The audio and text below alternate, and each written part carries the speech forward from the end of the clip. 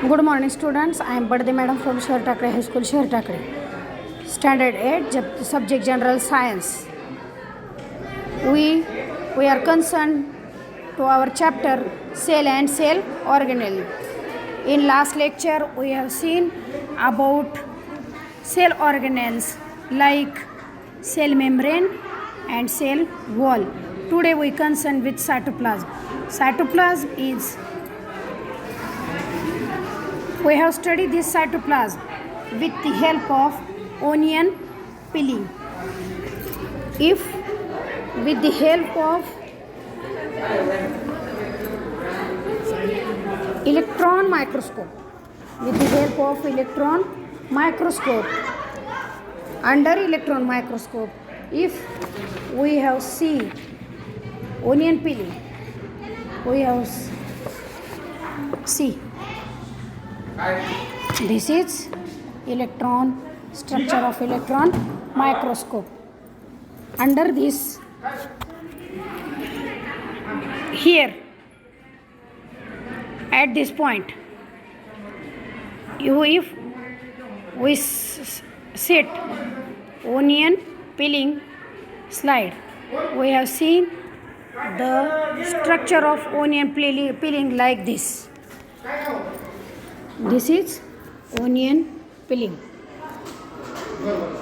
Cytoplasm is a fluid between plasma membrane and nucleus. It is moving sticky substances. Many cell organelles are suspended in cytoplasm. Cytoplasm is medium for cellular chemical reaction. The part of cytoplasm other than organelles is the cytosol. Cytosol stores vital substances like amino acids, glucose, vitamins, etc. in animal cells. Cytoplasm is more granular and dense, while in plant cell it is thin and mostly pushed to the periphery due to a large central vacuole. It is present in between plasma membrane and nucleus. Plasma membrane आणि nucleus यांच्यामधील जो पातळ असा तरल पदार्थ असतो त्याला cytoplasm म्हणतात. It is moving and sticky substances, चिकट आणि सतत हालचाल करणारा आहे. In this cytoplasm many organelles are suspended. याच्यामध्ये अनेक पेशी सेल ऑर्गनेल्स विखुरलेले असतात. Cytoplasm is medium for many cellular chemical reaction. Many cellular chemical reaction takes place in this cytoplasm. The part of cytoplasm other than organelles in the cytosol. हे असं माध्यम आहे की याच्यामध्ये सेल ऑर्गनेल्स व्यतिरिक्त असलेला पेशीतला सगळा भाग याला काय म्हणायचं? सायटोसोल. In this cytosol there are amino acids, glucose, vitamins, etc. are present. In animal cells, cytoplasm is more granular and dense. मोठ्या रिक्तिकेंमुळे किंवा व्हॅक्युअल्समुळे इन प्लांट सेलमध्ये हा सायटोप्लाझम साईडला विखुरलेला दिसतो. मात्र in animal cells it is rigid and larger. Now see other organelles in this cytoplasm. An organelle in a specialized subunit having specific function within the cell. They are organs of a cell.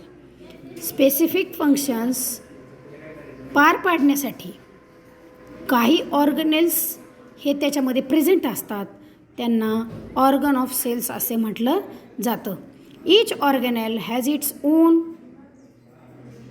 Lipoprotein membrane. प्रत्येकाला स्वतःचं lipoprotein असणारं membrane असतं. Except nucleus and cytoplasm all other organelles can be seen only with electron microscope. आपण electron मायक्रोस्कोपच्या साहाय्याने त्याचं जर निरीक्षण केलं, फक्त न्यूक्लियस आणि सायटोप्लाझम शिवाय इतर सगळे पदार्थ आपल्याला त्याच्याशिवाय दिसणार नाहीत. आता पहा, जर या न्यूक्लियसची आपण रचना पाहिली तर या पद्धतीने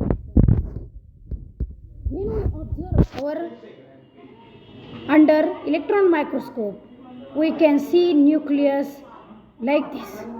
Nucleus is double layer membrane with small pores on it. हे डबल लेअर असलेले मेम्ब्रेन आहे, त्याच्यावर स्मॉल पोर्स असतात. These pores allow the passage of material in and out the nucleus. ह्या पोर्समुळं काय होतं, काही मटेरियल न्यूक्लियसच्या आत जायला आणि बाहेर जायला या पोर्सची मदत होते. Nucleus has one round nucleus and a network of chromatin fibres. न्यूक्लियसला अशी रचना आहे की याच्या भोवती एक राऊंडेड न्यूक्लियस असतं आणि it is consist of chromatin fibres. That means रंगद्रव्य, chromatin fibres. See, this is chromatin fibers. Chromatin fibers are thin thread like structure. These are thin and thread like structures. These condense to form short thick chromosomes at the time of cell division. आता याच्यामुळे काय होतं, या रंगसूत्रांमुळे पातळ दोऱ्यासारखी रचना तयार होती, ज्यांचं आपल्याला पेशी विभाजनाच्या वेळेस त्याचं रूपांतर गुणसूत्रांमध्ये होते.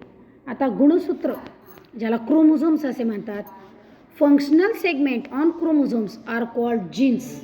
आता या क्रोमोझोम्सवर जे कार्य करणारे किंवा ज्यांच्यामुळे कार्य घडून येतं असे जे जीन्स आपल्याला माहिती आहे, genes are most important in our body cells. What is function of this nucleus? It controls all metabolic activities of cell and also cell division.